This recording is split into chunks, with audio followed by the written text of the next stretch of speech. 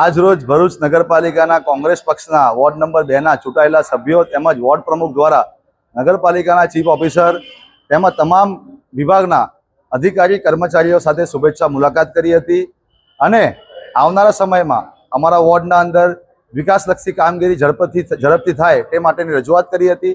એની સાથે સાથે આવનારા દિવસોમાં જે ચોમાસું શરૂ થઈ રહ્યું છે એટલે પ્રી મોન્સૂન કામગીરી ભરૂચ શહેરના તેમજ અમારા વોર્ડના અંદર યોગ્ય રીતે કરવામાં આવતી નથી એ માટેની રજૂઆત કરી છે કે તમામ નાળાઓ કાસો સારી રીતે સફાઈ કરવામાં આવે તેમજ જે જર્જરિત મકાનો છે એ મકાનોને નોટિસ આપી અને મકાનોને ઉતારવાની કામગીરી કરવામાં આવે।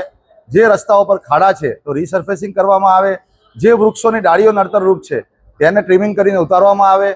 એની સાથે સાથે અમારી સમગ્ર ચૂંટણી દરમિયાન જે લોકોની વોર્ડ નંબર 2માં રજૂઆત હતી એક તો પાણીનો પ્રશ્ન હતો।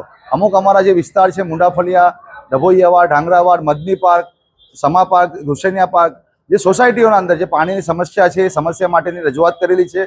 એની સાથે સાથે બાયપાસ બ્રિજની પાસે જે નગરપાલિકાએ સ્ટ્રીટ લાઇટના પોલ નાખેલા છે પણ ઘણા મહિનાથી લાઇટો નથી નાખી એ માટેની પણ સ્ટ્રીટ લાઇટની લાઇટો નાખવા માટેની રજૂઆત હોય કે પછી બાયપાસ વિસ્તાર અને વોર્ડ નંબર 2ના અંદર બ્રિજ પાસે જે ગંદકી પુષ્કળ થઈ રહી છે એ માટેની તાત્કાલિક સફાઈ કામગીરી કરવા માટેની રજૂઆત કરવામાં આવેલી છે। એની સાથે સાથે ડોર ટુ ડોર અનિયમિત છે એટલે એને નિયમિત કરવામાં આવે। 30 દિવસ ડોર ટુ ડોર કચરો જે ગાર્બેજ કનેક્શન છે એની 30 દિવસ સુધી સર્વિસ લોકોને પૂરી કરવામાં આવે તે માટેની આજે સમગ્ર અમારા સભ્યો વોર્ડ પ્રમુખ દ્વારા રજૂઆત કરેલી છે અને ચીફ ઓફિસરની શુભેચ્છા મુલાકાત કરેલી છે।